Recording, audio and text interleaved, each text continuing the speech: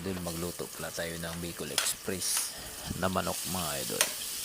Good morning, good morning. Nag-isa pala tayo ng sibuyas at bawang dyan mga idol. At sinama na natin yung bagoong alamang natin mga idol. At gigisa na natin yung ating manok. Pitso yan mga idol.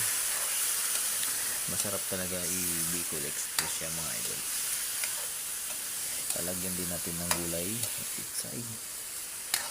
Pag matikman nyo ito mga idol, napaulit-ulit yung lutuin mga idol. Ayan na mga idol, linagay na natin yung pitsay natin. At may gata na yan mga idol.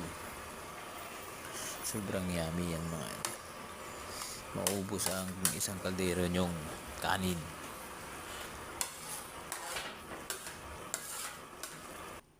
Tamang gata lang natin yan mga idol. Isang niyog, isang gata. Ayan mga idol, maangang-anghang yan. Sobrang sarap ng sabaw. Sabaw pa lang mga idol, ulalam na. Thank you for watching.